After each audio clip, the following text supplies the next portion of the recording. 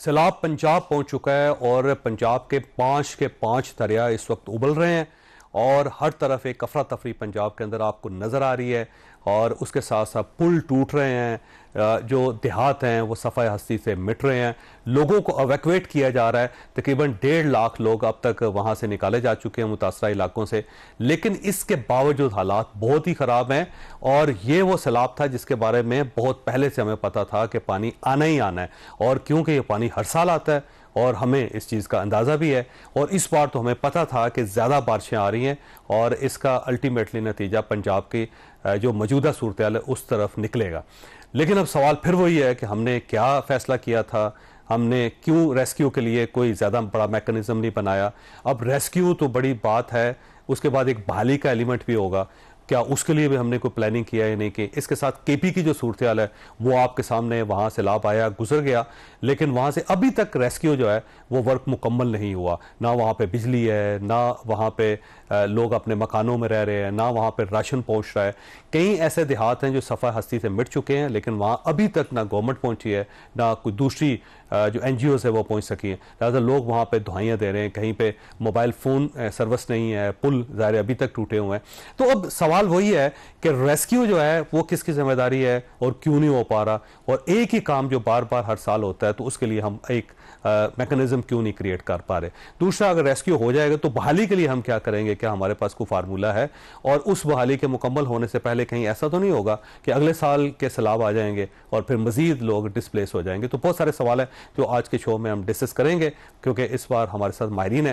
ये माहिरीन आपको बताएंगे कि इस वक्त क्या सूरत हाल है और आने वाले दिनों में क्या सूरत हाल होगा। हमारे साथ तशरीफ रखते हैं डॉक्टर हफीजुर रहमान साहब, अल खिदमत फाउंडेशन के सदर हैं। इस वक्त जहाँ जहाँ सैलाब आया है अल खिदमत के वर्कर्स वहाँ पे, वॉलंटियर्स वहाँ पे काम कर रहे हैं। ये पूरी डिटेल बताएंगे कि कहाँ कहाँ क्या क्या हो रहा है। इनके साथ air vice marshal Ejaz Mahmood साहब हैं, ये नेशनल डिजास्टर मैनेजमेंट एक्सपर्ट है।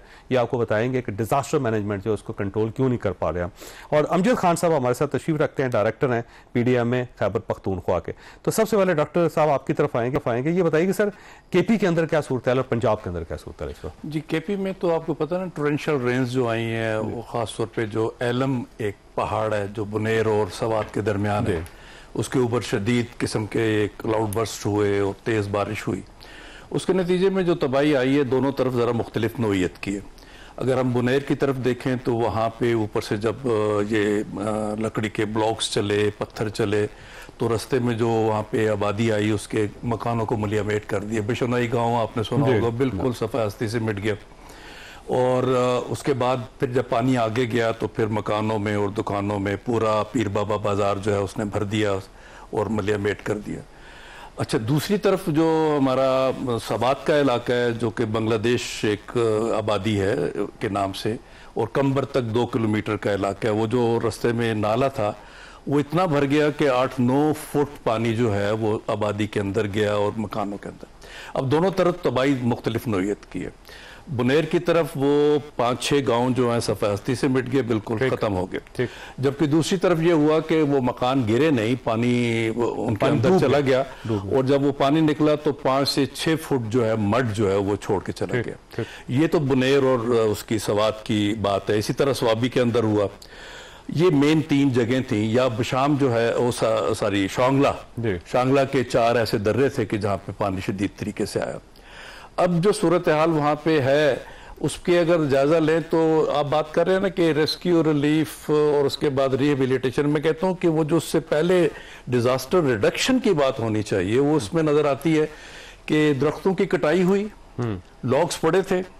अच्छा, नीचे जब पानी आया तो वो आबी गुजरगाह थी और उसके अंदर मकान बने हुए, इसके अंदर होटल्स बने हुए, उनको तबाह होना था। अब जबकि आपने चौधरी साहब आपने तो बहुत पढ़ रखा है, वो टर्किश एक कहावत है कि ये दरिया जो हैं वो सांप की मानद होते हैं, और ये जो पत्थर होते हैं गोल गोल नजर आते हैं हमें, ये उनके अंडे होते हैं, और जहां तक ये अंडे पड़े होते हैं सांप ने कभी ना कभी आना होता है उनको सेंचने के लिए। तो ये हमें पता है कि जहां तक ये पत्थर पड़े हैं वहां पे पानी ने आना है, लेकिन वहां हम मकानात बनाते हैं, वहां पे हम होटल्स बनाते हैं, रिक्रिएशन प्लेसेस बनाते हैं। इसी तरह ऊपर जो सारी डिफ्रॉस्टिंग हमने कर रखी है और सारी लॉग्स ऊपर पड़ी होती हैं, वो चल के आती है, पानी को रोकने का कोई निज़ाम नहीं होता। अब ये वो चीज़ है कि डिज़ास्टर रिडक्शन के मामले से जो हमारे अदारे हैं वो आगे बढ़े। और खुद उस दिन मैं मुसद्दक मलिक साहब को सुन रहा था, वो बड़ा वाज़े तौर पे कह रहे थे कि हमारा कसूर है, हम क्यों अलाउ करते हैं, एनओसी क्यों देते हैं कि वहाँ मकानात बने, या लकड़ी के कटाव को, दरख्तों के कटाव को क्यों नहीं रोकते। तो ये तो पहला मरला है उसका। उसके बाद आती है बात कि जब सैलाब आ जाए। अब जरा यहाँ मैं एक चीज और बता दूं कि ये तो इधर का मामला है ना, खुद पूरे पंजाब के अंदर और जो प्लेन्स है हमारे और सिंध का है, उसमें मामला क्या है। दरिया के साथ हमने आबादियां बना ली, कच्चे का इलाका क्या कहलाता है, दरिया के अंदर बना लेते हैं।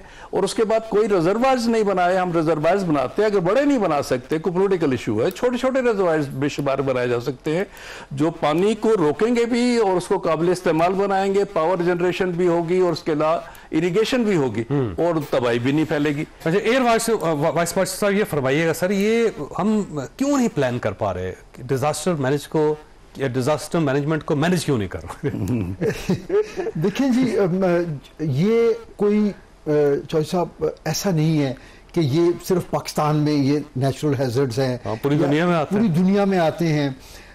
दुनिया में बहुत सारे जो है ना मुल्क ऐसे हैं जिनके यहाँ कुछ खास किस्म की जो नेचुरल हैजर्ड्स हैं वो हमसे ज़्यादा भी हो सकती हैं, लेकिन वो खाली हैजर्ड जो है ना वो इतना इफेक्ट नहीं करती जब वो मल्टीप्लाई होती है ना हमारे रिस्क फैक्टर से, जो कि ह्यूमन इंटरवेंशन की वजह से। ठीक है।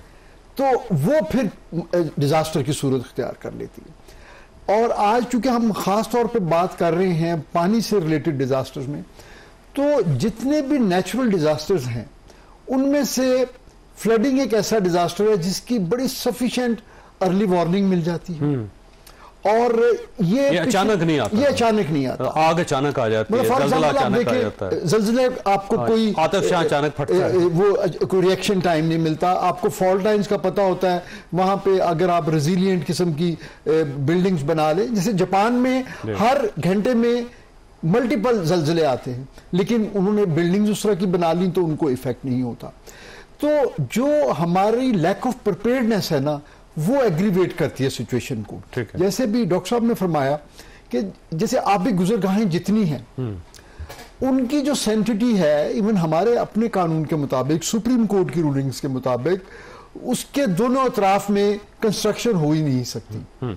लेकिन आप ये देखें कि हमारे यहाँ स्वात में हर सैलाब में होटल्स जो हैं, रेस्टोरेंट्स जो हैं, वो तबाह होते हैं और अगले सीजन में दोबारा बन जाते हैं, फिर बल्कि कोई आधा किलोमीटर और अंदर बना देते हैं। अच्छा, उसमें बनाने वालों का भी कसूर है और जिनकी वजह से बनते हैं उनका भी कसूर है कि हमारे लोग भी जो हैं वो भी चाहते हैं कि बिल्कुल जो है ना वो पानी के अंदर बैठ के वो उन्होंने कढ़ाई खानी है। मतलब वो जब तक होटल का डेक जो है ना वो पानी के ऊपर नहीं बनेगा वो उनको मजा नहीं आएगा।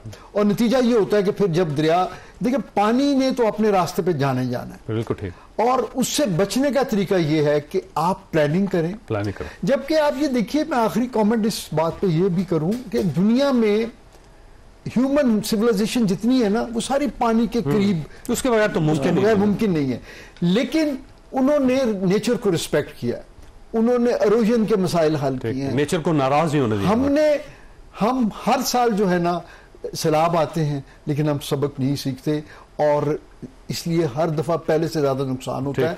और बदकिस्मती ये है कि हमारे यहाँ जानी नुकसान बहुत ज्यादा होता है। बाहर के मुल्कों में आप देखिए कि वहां पे अगर उनकी प्रॉपर्टी का डैमेज हो भी जाए तो एक तो वहां पे इंश्योरेंस का कॉन्सेप्ट है, दूसरा बंदा नहीं मरने देते, बंदा और जानवर नहीं मरने देते। यानी मकान हमारे पास क्योंकि इंसान है ही बहुत ज्यादा, हम कहते चले भी जाए तो क्या फर्क पड़ता है जी, हमारी कोई अजीबोगरीब सी साइकोलॉजी है। वैसे अमजद खान साहब, आपके पास एक सवाल छोड़ना है सर के खैबर पख्तूनख्वा में रेस्क्यू का काम मुकम्मल क्यों नहीं हो पा रहा है, एक सवाल है, लेकिन उससे पहले छोटी सी ब्रेक को, ब्रेक के दोबारा जरूरत है।